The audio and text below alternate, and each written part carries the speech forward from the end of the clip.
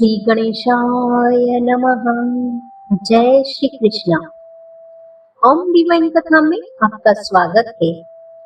आज हम आपको एक ऐसी अद्भुत और दिव्य कथा सुनाने जा रहे हैं जो आपके जीवन में सकारात्मकता और भक्ति का संचार कर देगी। आइए ईश्वर का स्मरण करते हुए आज की इस प्यारी सी यात्रा को शुरू करते हैं। वट सावित्री व्रत एक ऐसा व्रत है जिसमें हिंदू धर्म में आस्था रखने वाली स्त्रियां अपने पति की लंबी उम्र और संतान की प्राप्ति की कामना करती हैं। उत्तर भारत में तो यह व्रत काफी लोकप्रिय है। इस व्रत की तिथि को लेकर पौराणिक ग्रंथों में भी भिन्न भिन्न मत मिलते हैं। दरअसल इस व्रत को ज्येष्ठ माह की अमावस्या और इसी मास की पूर्णिमा को मनाया जाता है। एक और यहाँ जहाँ निर्णयात्मक के अनुसार वट सावित्री व्रत ज्येष्ठ मास की अमावस्या को किया जाता है, तो वहीं स्कंद पुराण एवं भविष्योत्तर पुराण इसे ज्येष्ठ पूर्णिमा पर करने का निर्देश देते हैं। वट सावित्री पूर्णिमा व्रत दक्षिण भारत में किया जाता है, वहीं वट सावित्री अमावस्या व्रत उत्तर भारत में विशेष रूप से किया जाता है। आइए जानते हैं क्या है वट सावित्री व्रत की कथा और क्या है इस पर्व का महत्व। वट सावित्री व्रत की कथा। वट सावित्री व्रत की यह कथा सत्यवान सावित्री के नाम से उत्तर भारत में विशेष रूप से प्रचलित है। कथा के अनुसार एक समय की बात है कि भद्र देश में अश्वपति नामक के धर्मात्मा राजा का राज था। उनकी कोई भी संतान नहीं थी। राजा ने संतान हेतु यज्ञ करवाया। कुछ समय बाद उन्होंने एक कन्या की प्राप्ति हुई, जिसका नाम उन्होंने सावित्री रखा। विवाह योग्य होने पर सावित्री के लिए धुमतसेन के पुत्र सत्यवान को पति रूप में वरण किया। सत्यवान वैसे तो राजा का पुत्र था, लेकिन उनका राजपाट छिन गया था और अब वह बहुत ही दरिद्रता का जीवन जी रहे थे। उसके माता पिता की भी आंखें की रोशनी चली गई थी। सत्यवान जंगल से लकड़ियां काट कर लाता और उन्हें बेचकर जैसे तैसे अपना गुजारा कर रहा था। जब सावित्री और सत्यवान के विवाह की बात चली तो नारद मुनि ने सावित्री के पिता राजा अश्वपति को बताया कि सत्यवान अल्पायु है और विवाह के 1 वर्ष बाद ही उनकी मृत्यु हो जाएगी। हालांकि राजा अश्वपति सत्यवान की गरीबी को लेकर पहले से ही चिंतित थे और सावित्री को समझाने की कोशिश में लगे थे। नारद की बात ने उन्हें और चिंता में डाल दिया, लेकिन सावित्री ने एक न सुनी और अपने निर्णय पर अड़ग रही। अंततः सावित्री और सत्यवान का विवाह हो गया। सावित्री सास ससुर और पति की सेवा में लगी रही। नारद मुनि ने सत्यवान की मृत्यु का जो दिन बताया था, उसी दिन सावित्री भी सत्यवान के साथ वन को चली गई। वन में सत्यवान लकड़ी काटने के लिए जैसे ही पेड़ पर चढ़ने लगा, उसके सिर में असहनीय पीड़ा होने लगी और वह वट सावित्री की गोद में सिर रखकर लेट गया। कुछ देर बाद उन्हें समक्ष अनेक दूतों के साथ स्वयं यमराज खड़े हुए थे। जब यमराज सत्यवान की जीवात्मा को लेकर दक्षिण दिशा की ओर चलने लगे, पतिव्रता सावित्री भी उनके पीछे चलने लगी।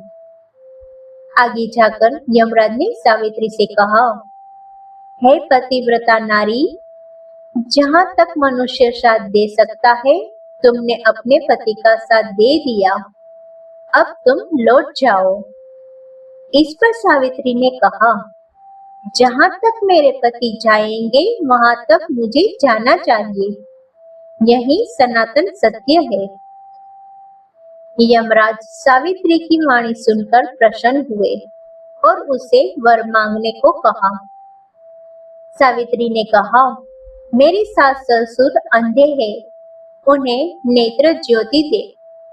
यमराज ने तथास्तु कहकर उसे लौट जाने को कहा और आगे बढ़ने लगे, किंतु सावित्री यम के पीछे ही चलती रही।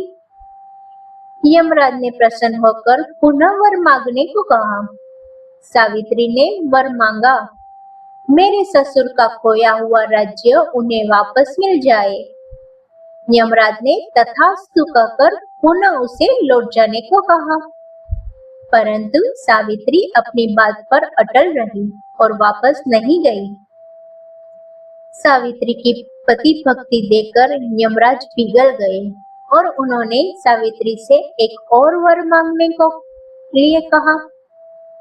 तब सावित्री ने वर मांगा, मैं सत्यवान के 100 पुत्रों की मां बनना चाहती हूँ, कृपा कर आप मुझे यह वरदान दे।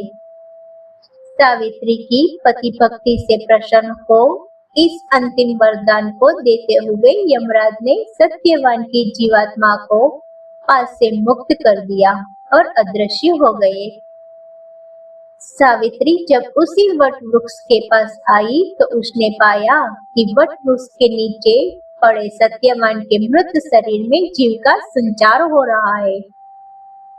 कुछ देर में सत्यवान उठकर बैठ गया।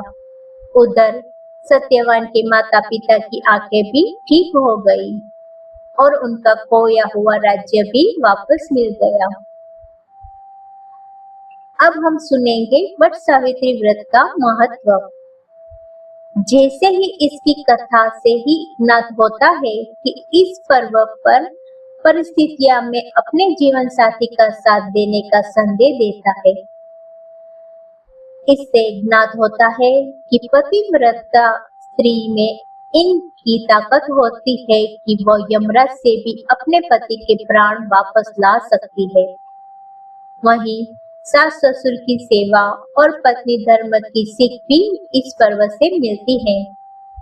मान्यता है कि इस दिन सौभाग्यवती स्त्रियां अपने पति की लंबी आयु, स्वास्थ्य और उन्नति और संतान प्राप्ति के लिए यह व्रत रखती है। अब हम सुनेंगे वट सावित्री व्रत की पूजा विधि कैसे करें। वट सावित्री व्रत में वट यानी बरगद के वृक्ष के साथ साथ सत्यवान, सावित्री और यमराज की पूजा की जाती है। माना जाता है कि वट वृक्ष में ब्रह्मा, विष्णु और महेश तीनों देव वास करते हैं। अतः वट वृक्ष के समक्ष बैठकर पूजा करने से सभी मनोकामनाएं पूर्ण होती है। वट सावित्री व्रत के दिन सुहागिन स्त्रियों को प्रातः काल उठकर स्नान करना चाहिए। इसके बाद रेत से भरी एक बांस की टोकरी ले और उसमें ब्रह्मदेव की मूर्ति के साथ सावित्री की मूर्ति स्थापित करें। इसी प्रकार दूसरी टोकरी में सत्यवान और सावित्री की मूर्तियां स्थापित करें। दोनों टोकरियों को वट के वृक्ष के नीचे रखें और ब्रह्मदेव और सावित्री की मूर्तियों की पूजा करें। तत्पश्चात सत्यवान और सावित्री की मूर्तियों की पूजा करें और वट वृक्ष को जल दो। वट वृक्ष की पूजा हेतु जल, फूल, रोली, मोली, कच्चा सूत, भीगा चना, गुड़ इत्यादि चढ़ाइए और जलाभिषेक करें।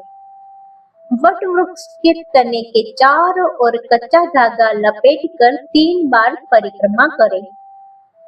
इसके बाद स्त्रियों का वट सावित्री व्रत की कथा सुननी चाहिए। कथा सुनने के बाद भीगे हुए चने का प्रसाद निकाले और उस पर कुछ रुपये रखकर अपनी सास को दे।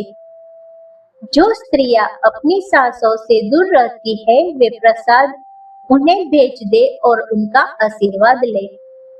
पूजा समापन के पश्चात ब्राह्मणों को वस्त्र तथा फल आदि दान। जय श्री कृष्ण। तो यह थी आज की भक्ति से भरी कहानी। श्री कृष्ण की कृपा आप और आपके परिवार पर सदा बनी रहे। अगर आपको यह कथा अच्छी लगी हो तो वीडियो को लाइक करें और अधिक से अधिक लोगों के साथ शेयर करें। कमेंट बॉक्स में आपके इष्ट देव का नाम जरूर लिखें। ऐसी और धार्मिक वीडियो सुनने के लिए चैनल को सब्सक्राइब जरूर करें। धन्यवाद। आप सभी को मीता त्रिवेदी का जय श्री कृष्ण। राधे।